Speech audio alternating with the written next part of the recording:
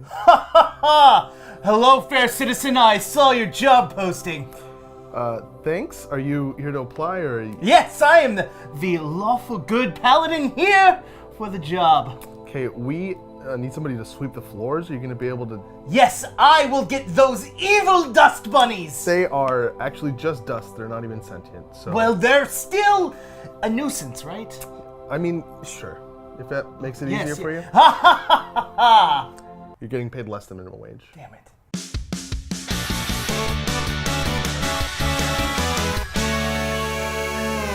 Hey everybody, welcome to GameGorgon. My name is Krug. I'm Indigo. Sorry, Indigo. There you go. Today we're here to talk to you about Paladins. The Paladins in Pathfinder 2nd Edition, what they're going to be like, what we know about them so far, and hopefully, I'm very sorry if this doesn't happen, but hopefully Indigo will stop using that voice. Yes, I've already stopped. Thank you. Alright, so before we get into anything that has changed, let's go over some of the basics that are still the same. Okay. One, you still have to be lawful good. You have to worship a god that allows for lawful good characters. Hallelujah! But that's kind of where the static you're a paladin kind of stays the same. Everything else has some level of change. Yeah.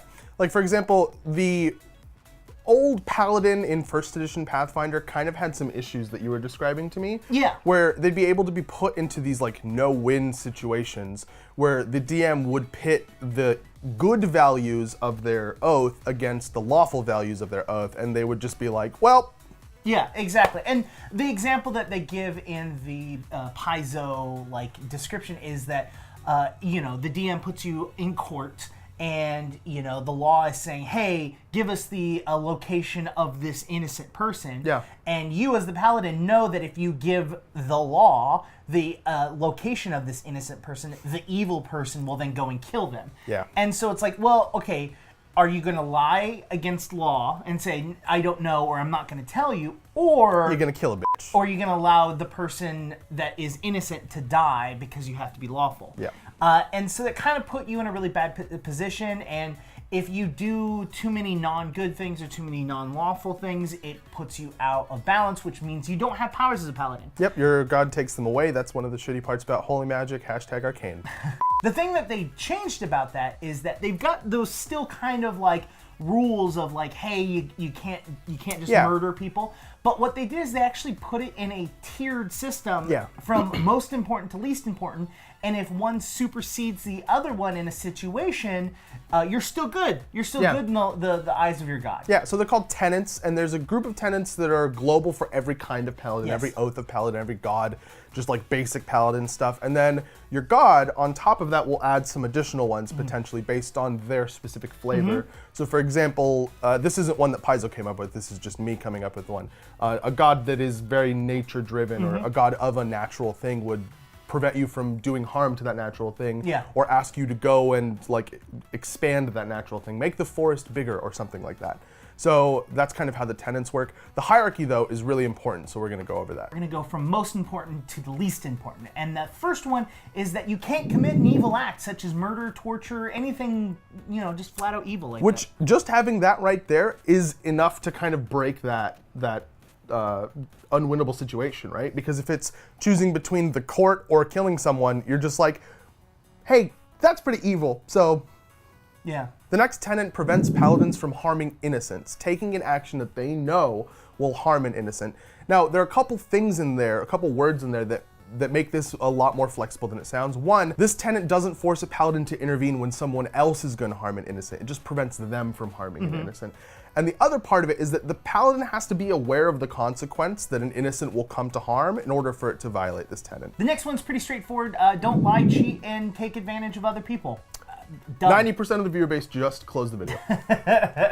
And the last one is that you have to obey the law. Oh yeah, the law. So if none of the other things apply, then you can listen to whatever lord or whatever person is in charge. The only differentiating thing is that if they're illegitimate rulers, they don't count. Now, paladins, the overall theme of paladins is the fact that they are kind of that tanky character. They're the ones that's out there to protect, not necessarily the aggressor, but the protector. And that kind of goes with their armor proficiency. They actually get the highest level of armor proficiency in Pathfinder, which is legendary. They can only use orange armor. Nope. That's, okay. they become more proficient and don't have to deal with as many of the consequences. For example, like reduced speed or like casting ability, stuff like that. Like it reduces that while increasing how quickly they can get into their armor, how effective it is. Yeah, and it like flat AC bonuses, right? Like, yeah. And all of that is from first edition Pathfinder. That could potentially change, but we haven't seen any evidence that it did. Mm-hmm. Then the next thing that we know is some of the abilities that you're going to be able to get at first level. The first one being Retributive Strike, which allows you to use your reaction during your turn to actually defend an ally. So if an ally gets hit, you can then turn around and hit the person that hit your ally, as well as enfeebling them.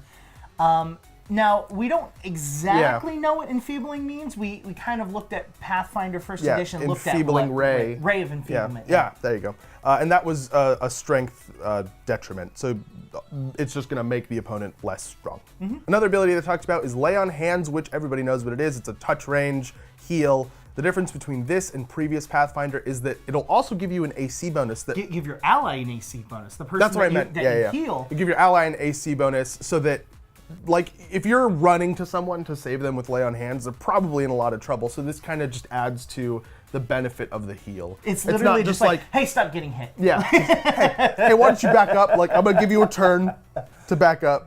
Yeah, and I mean, there's so many different like flavorful feats that you can also get that's going to assist abilities like Lay on Hands, where it's like you can increase your shield proficiency, make it so that allies that are near you have a higher AC because you're there, kind of protecting them. Yeah, there's so much to the Paladin.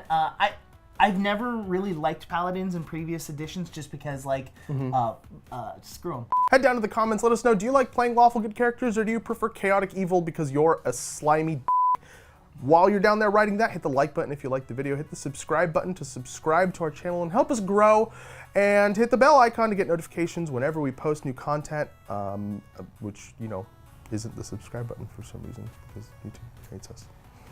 You can reach us on Twitter. My name is Indigo, and you can reach me there at IndigoQT. And I'm Krug. You can get me at KrugQT on Twitter. You can also reach both of us at _QueueTimes on Twitter. We've been GameGorgon. We'll see you guys tomorrow.